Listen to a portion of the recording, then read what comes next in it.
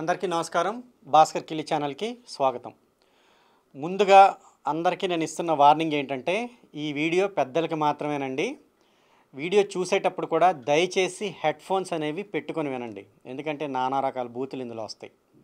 ఇప్పటికే మీకు సగం మ్యాటర్ అర్థమయ్యే ఉంటుంది. ఈ వీడియో అలేఖ్యా చిట్టి పికిల్స్ గురించి. మరొక్కసారి ఆ అమ్మాయి ఇంట్రడక్షన్ కోసం ఈ 2 సాంగ్స్ చూడండి.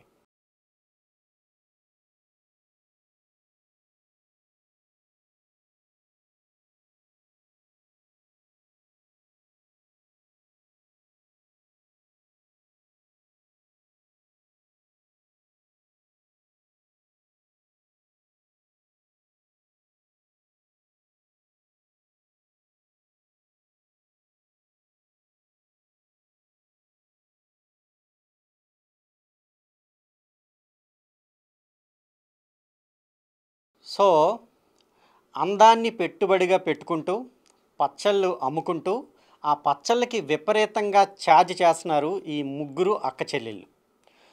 పోనీ అంత ఎందుకు ఛార్జ్ చేస్తున్నారు అని అడిగిన పాపానికి ఒకరిని ఎలా తిట్టారో ఒక్కసారి ఈ ఆడియో వినండి. ముందే చెప్తున్నా, పచ్చి బూతులు ఉంటాయి. ఇవి ఎక్స్పెన్సివ్ అన్నావు అంటే నీ అంత చీప్ ఫకింగ్ ఫెలో ఇంకెక్కడ ఉండడు. పని చేయి, నువ్వు గట్టిగా ఫోకస్ చేయాలమ్మా కెరియర్ మీద. ఎందుకంటే లేదంటే నీ గర్ల్ ఫ్రెండ్ లేదంటే నీ పెళ్ళమో వదిలిపడి దింగుద్ది. కాబట్టి నువ్వు అడిగిన ఏమి నువ్వు కొనలేవు కాబట్టి అది నేను వదిలిపడి దింగుద్ది. నా మాటిని నువ్వు కెరియర్ మీద ఫోకస్ చేసి అప్పుడు ప్రేమ పెళ్లి ఇటు జోలికి వెళ్ళు. ఎందుకంటే ముష్టి పచ్చడే కొనలేకపోతున్నావు. నువ్వే పడరా, గోల్డ్ ఏం కొనిస్తావురా దానికి, లంజా కొడకాన్ని ఏమని దెంగ. అంతేనా? ఇంకా వీళ్ళ తాలూకు ఆనిముత్యాల డైలాగ్స్ ఏంటి అనేది మరొకసారి వినండి. అరే లంజా కొడక, రివ్యూస్ చూసినవాడు పొగ్గడివి, మరి ఎందుకు మెసేజ్ చేసావురా? పిచ్ మొహన్ దానా, ఈ తక్కువ ప్రైస్ ని కూడా నువ్వు భరించలేను, high cost, too much cost, expensive అంటున్నావు అంటే ఈ దరిద్రం ఏ రేంజ్ లో ఉందో నేను అర్థం చేసుకోగలను. నా మాటిని 4 ఇళ్లలో చూసుకుని పాస్ పని చేసుకుని బతుక్కో, వెళ్ళు. ఇది సోషల్ మీడియాలో విపరీతంగా ట్రోల్ అయింది. ప్రవీణ్ పగడాల గోల తప్పిందిరా బాబు అనుకుంటే ఈ పచ్చళ్ళ గోల అనేది సోషల్ మీడియాలో తెగ వైరల్ అయింది. అందరూ కూడా ఈ అమ్మాయిల్ని విపరీతంగా ట్రోల్ చేశారు. అయితే ఆ అమ్మాయిల వెర్షన్ కూడా చెప్తూ వీళ్ళు ఒక వీడియో చేశారు. అందులో ఈ అమ్మాయి పేరు రమ్య. ఈ అమ్మాయి కూడా ఏమంటుందో ఒక్కసారి ఈ వీడియోలో చూడండి. సో మేము మాట్లాడదాము, అసలు ఏం జరిగింది అనేది క్లారిటీతో వద్దాం అనేసి మేము ఇంతవరకు డీలే చేసాము. ఈ లోపు వాట్సాప్ ఓపెన్ చేస్తుంటే చాలా మంది బ్యాడ్ మెసేజెస్ ఇంకా కాల్స్ కంటిన్యూస్ గా చేయడంతో 35,000 మందికి పైగానే వాట్సాప్ రిపోర్ట్ కొట్టారు. దానివల్ల మాకు ఏంటనేది చూపించలేకపోయాం. వాట్సాప్ అనేది అండర్ రివ్యూలో పెట్టాము. 24 to 48 hours అయితే మాకు టైం తీసుకుంది. ఇంకా దాంతో కూడా పని అవ్వదు అని మాకు అర్థం అయిపోయేసరికి ఇంకా ఆ పర్సన్ కి ఎవరైతే ఉన్నారో బ్యాడ్ మెసేజ్ వెళ్ళిన పర్సన్, ఆయన మేము అప్రోచ్ అయ్యి ఆయనకి మేము సారీ కూడా చెప్పాము. నేను మీకు ఇప్పుడే వినిపిస్తాను.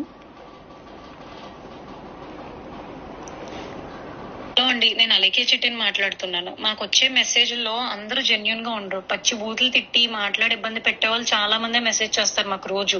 మీ చాట్ కంటే ముందు ఇద్దరు నాకు అబ్యూజివ్ గా మెసేజ్లు పెట్టి బై మిస్టేక్ గా అది మీ కిందగా స్క్రోల్ చేయడం, అది మీ చాట్ కి ప్రెస్ అయిపోయి వాళ్ళకి తిట్టాల్సిన మెసేజ్ మీకు వచ్చేసింది. అండ్ అది నేను రియలైజ్ అయ్యే లోపే మా బిజినెస్ వాట్సాప్ కి రిపోర్ట్లు చేసి ఇంకా మొత్తానికి మా బిజినెస్ వాట్సాప్ అయితే యాక్సెస్ చేయలేకపోతున్నాం మేము.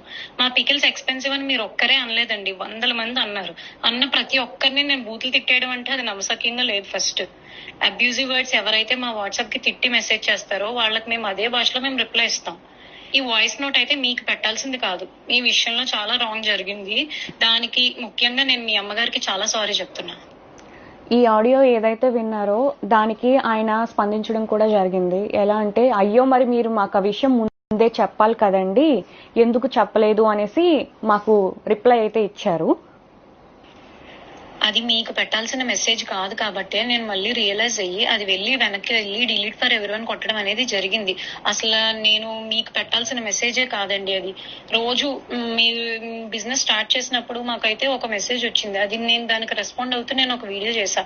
ఇలాంటి అబ్యూజివ్ వర్డ్స్ మాట్లాడుతున్నారు, మేము వ్యాపారం చేసుకునే వాళ్ళం, మా మీద ఇలాంటివి మాట్లాడడం ఏంటి అని చెప్పి నేనే ఒకటి రైజ్ చేశాను వాయిస్.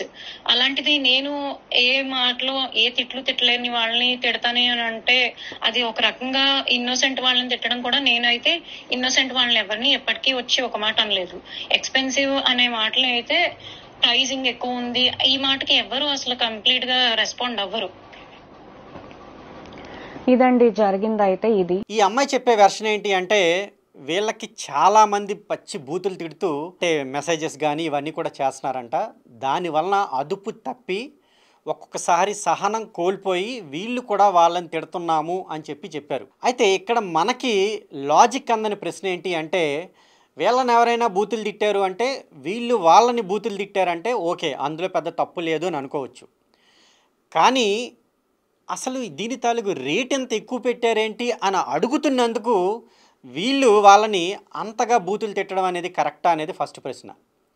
ఇక రెండో ప్రశ్న ఏంటి అంటే, ఈమె ఏమంటది అంటే, అలా బూతులు తిట్టే వాళ్ళని వీళ్ళు తిడుతూ అనుకోకుండా ఎవరైతే ఆ పికిల్స్ అనేది అంత రేట్ ఎక్కువ అని అడిగారు ఎవరైతే ఉన్నారో వాళ్ళకి అనుకోకుండా ఈ తాలూకు ఆడియో అటాచ్ చేసేసాము అని చెప్తున్నారు.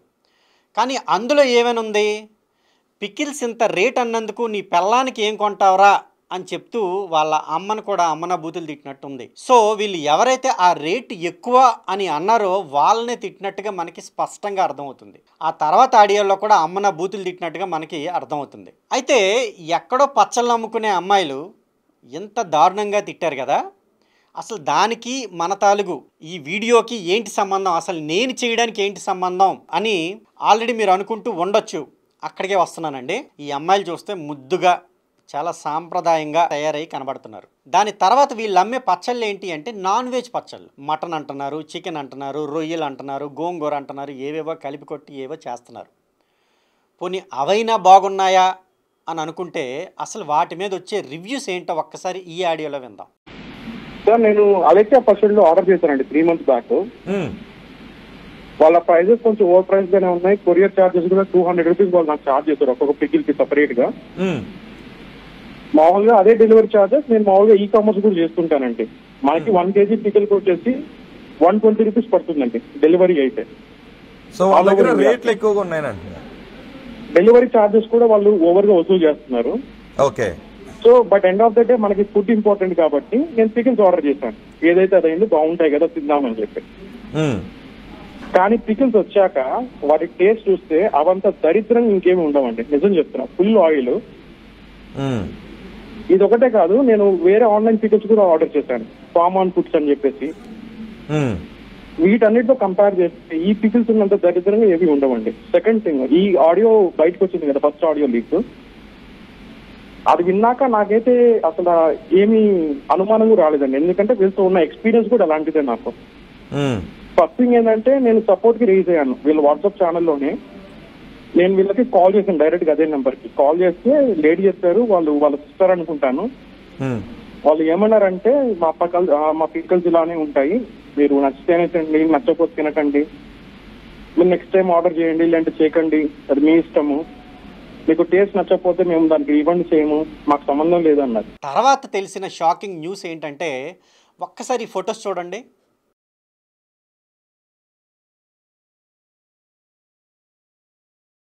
ఈ ఫొటోస్లో మీకు ఏమైనా అర్థమవుతుందా? ఆ అమ్మాయిలు ఏమన్నారు అంటే, మా నాన్నగారు చనిపోయారు, మేము ఆ షాక్లో ఉన్నాము, అందువలనే ఈ మధ్య మా వెబ్సైట్ నెక్స్ట్ మా బిజినెస్ వాట్సాప్ కూడా ఏమీ పని చేయట్లేదు అని చెప్పారు. సో వాళ్ళ నాన్న చనిపోయినప్పుడంట ఆ ఫొటోస్ అనేవి చూపించారు. అందులో మీకు క్లారిటీ వచ్చిందా? రాకపోతే నేను మీకు చెప్తా. వాళ్ళు గొర్రె బిడ్డలండి. ఇప్పుడు అర్థమైంది కదా. ఆ చెక్క ముక్క అనేది మనకి కనిపిస్తుంది స్పష్టంగా ఆ ఫొటోస్లో. ఇప్పుడు మీకు ఒక క్లారిటీ వచ్చే ఉంటుంది. చూపుకి బాగానే ఉన్న హిందువుల్లా మనల్ని మోసం చేస్తూ ఇన్నాళ్ళు ఒళ్ళుని అమ్ముకుంటూ ఆ ఒళ్ళుని నమ్ముకుంటూ ఇష్టానుసారంగా ఎక్స్పోజ్ చేస్తూ పచ్చళ్ళు అనేవి విపరీతంగా అమ్మేస్తున్నారు. అంటే ఇక్కడ వ్యభిచారుల కన్నా దారుణంగా చేస్తున్నారన్నమాట వీళ్ళు. ఆ వ్యభిచారులైనా నయం కొంత. ఒళ్ళు అమ్ముకుంటూ వీళ్ళు ఏం చేస్తున్నారు, పచ్చళ్ళు అమ్ముతున్నారు.